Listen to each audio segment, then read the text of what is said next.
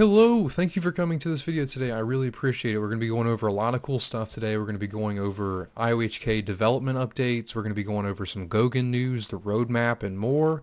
And a lot of cool stuff. We're also going to be looking at the Cardano development roadmap update. So it's going to be really cool. It's going to be a good video. If you guys want to support me, the best thing you can do is delegate to Bloom or Bloom 2. We have over 290 million ADA delegated to us with over 3,000 different addresses delegated. We're almost at 1,000 blocks, so if you delegate to Bloom, you're delegating to a good, secure pool that you can trust. Another way you can support me is using the Brave browser. The Brave browser blocks ads and it blocks the trackers within those ads, and it also pays you in cryptocurrency at the same time. So you can protect your data, you can get paid in cryptocurrency, and it's way faster than Chrome or Firefox. So how can you go wrong? But let's jump into the video.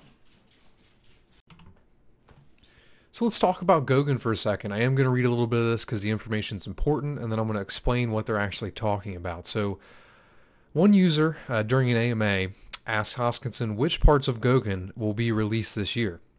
Hoskinson didn't give a specific answer, but said that there will be a number of upgrades and hard fork combinator events. Each upgrade will add new functionality such as extended UTXO or multi-assets. And as Hoskinson also pointed out, the metadata functionality was already added to the first component of Goguen that was activated. At the end of the month, in this month's product update, on October 29th, a concrete roadmap will be presented. And this is an exact quote right here. But let's be very clear about something. It's not the case that you flip something and say, oh, Goggen's here. What has Ethereum done with their smart contract model? Since launching, they've made hundreds of changes in EVM. They've added kinds of new capabilities. There's tons of infrastructure around Ethereum. So similar, when you release something like this, you keep building the infrastructure. So Goguen is a spectrum, and we're going to announce some of those parts, some of them, at the October update. So during the October update this month, he's going to be releasing kind of a roadmap for Goguen. So I'm excited for that. And also what's important is for you guys to understand what he meant by the metadata functionality. So what he meant by that is that you can actually put metadata, so like a JSON file, inside of a transaction on the blockchain, right? So that's already released. You can do that now. If you guys have heard about the Spokra voting, so there's the Spokra vote where people voted on who they wanted to run for them, essentially their representation as stake pool operators. Well, all that voting was stake pool operators had to create a metadata file and then submit that metadata file to the blockchain. So that's how the voting actually worked for that, and that's how it was actually on the blockchain. So, I mean, that was pretty cool. It's just essentially putting a JSON metadata file in there and then uploading it to the blockchain. And I can actually show you guys later in this video when we start talking about GitHub what that actually looks like. So the second thing I wanted to talk about is specifically, he says, so when you release things like this, you keep building. So it's the same thing as Shelley, right? As soon as Shelley came out, there was, it was good. You could stake to pools, but you could only stake to one pool. A lot of the ranking system in Daedalus is pretty bad. They're working on changing that. If you get on Daedalus, there's like 10 pools that are 1% pools in the top 15. I mean, that's not a good ranking system. I mean, who does that help? It helps no one, right? There's a lot of other functionality that Daedalus is missing. There needs to be a way for when you click on a pool to see if it's saturated or not. Like when you delegate to it, there should be a notification that says you're delegating to a saturated pool. People should have the ability to delegate to multiple pools, right? So a lot of these features were not there the second Shelley was released, and Goggen's going to be the same way. It's going to be, okay, you get a big feature here that changes a lot of things, and then a few months later, okay, here's another big feature that changes a lot of things, and that's where he talks about a lot. There will be a number of upgrades and hard fork combinator events. So as soon as that update's released on the roadmap, I'll be talking about this. I'll be explaining all of it, what each iteration does and what value it brings. I'll be talking that here on my channel. So yeah, that's the Goguen update. I also have a developer update on the end of this video that talks a little bit more about Goguen. So stay for that, please. So I see this all the time, probably like once a month on Reddit and once a month on Twitter. Top blockchains by average daily development activity on GitHub in September through October 2020. So Cardano is at the top with 403, and this is tracking daily average commits. And the source is sentiment.net. And then look, you can see Ethereum's at 345. Can't even read that. I think it says Cosimo, something like that. And then you can see Polkadot down here with 138, BTC with 138. I think that's Chainlink right there. So, oh yeah, it says links, it's for sure. And then there's Maker. All right, so we're going to talk about, does this actually matter? Everyone gets so hype about it. I mean, on Reddit, there was like 200 upvotes. They're like, top blockchains by daily development activity.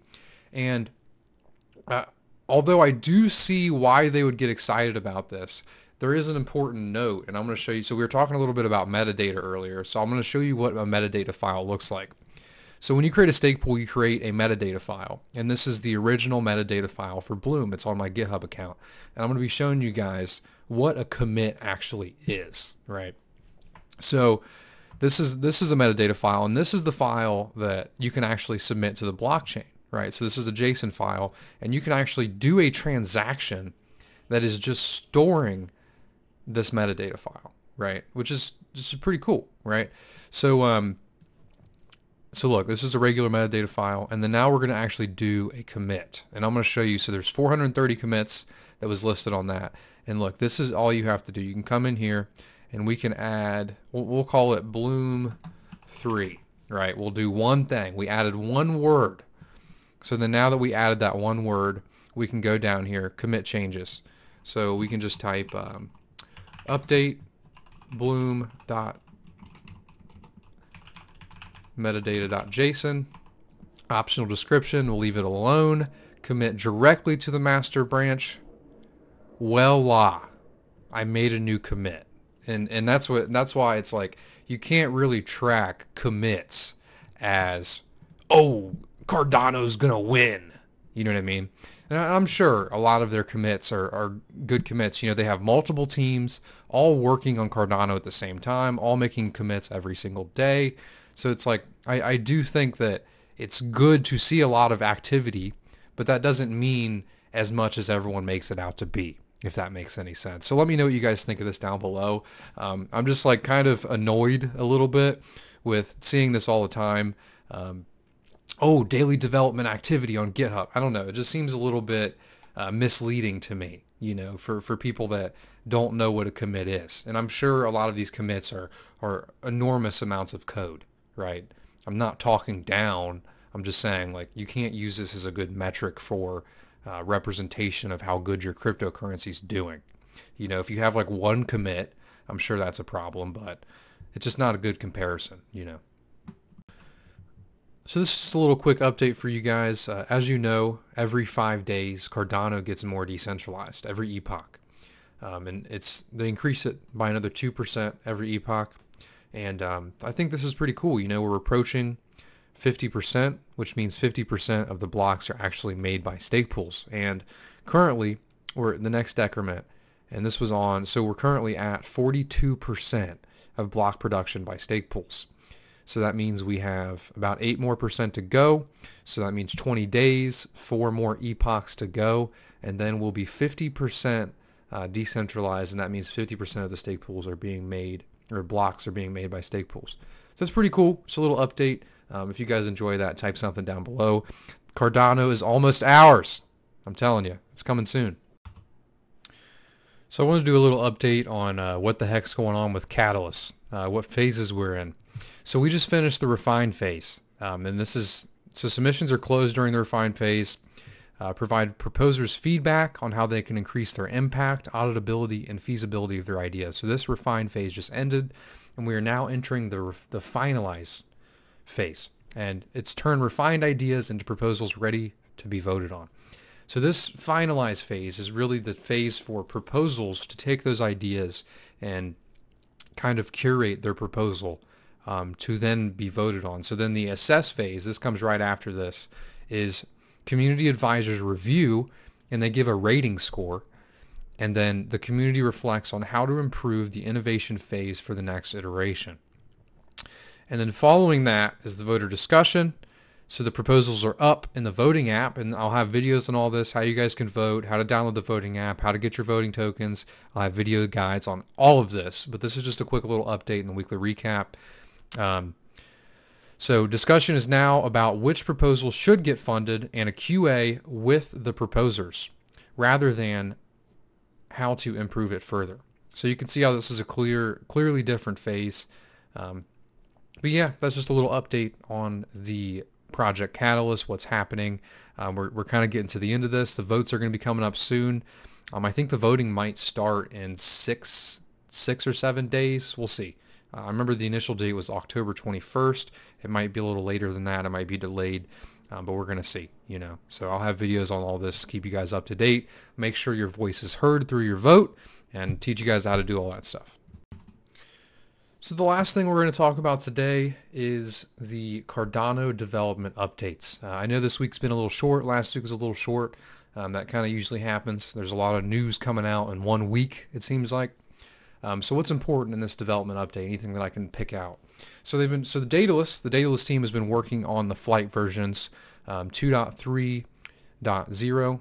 That's flight candidate 1 and flight candidate 2, and those are going to be important specifically for voting. I'm going to have a video on my channel. I think it's going to be next week or the week after, and that's going to be specifically about how to actually get your vote tokens in the app. So the flight candidates are important for that, but don't worry, I'll have a video step by step on how to do that. And then also the Adestria team, they worked on a release of a flexible Smash server selection. And this is a feature that will give the end user a dynamic option to select their own Smash server for their wallet. So what is a Smash server? I've mentioned this before, but I think it's important to mention it again as we're talking about it again. So a Smash server, so when we created stake pools originally on the incentivized testnet, if I picked a ticker, you couldn't have the ticker too. So if I had Bloom, there could never be 2 Blooms. And that's clearly against decentralization, right? Because what if I create Bloom today and then 20 years down the line, there's someone else in a different locality that's only trying to essentially sell their staking service to their country, right? Let's say India, you know, they want a Bloom thing. So that's where the Smash servers come into play. You can have like our Cardano Foundation Smash server, an IOG Smash server, and then within Daedalus you can select which of the servers you like, and the stake pools actually have to register their name with the different servers. So it's just a way for decentralization, and then soon in Daedalus and Yoroi, you're going to have the ability to select the different Smash servers that have different metadata for the pools. So that's pretty interesting. The DevOps team released and deployed Cardano node 1.21, which is pretty interesting. But also one thing I forgot to mention on the Adestria team is there's ongoing work for multi-account support, which is interesting. And then also the refactoring of the Cardano library to support multi-sig transactions. Remember, we had Sebastian on the podcast, and he said multi-sig transactions are really important for retail investors. You know, a big corporation that wants $50 million in ADA is not going to just have a one signature wallet. They're going to have multiple people that have to sign off on any transactions, right? So multi-sig is important for those retail investors. So that's pretty cool to see that they're working on that. But yeah, that's the Cardano weekly recap for this. If you guys have any questions, feel free to comment down below. I hope you guys enjoyed it. If you enjoyed the video, please leave a like, turn that notification bell on, and comment phases down below if you made it to the end of the video. I really appreciate your constant support. A lot of good stuff is coming soon. I'm excited for all the Catalyst stuff. I hope you guys are too, but I hope you have a wonderful day.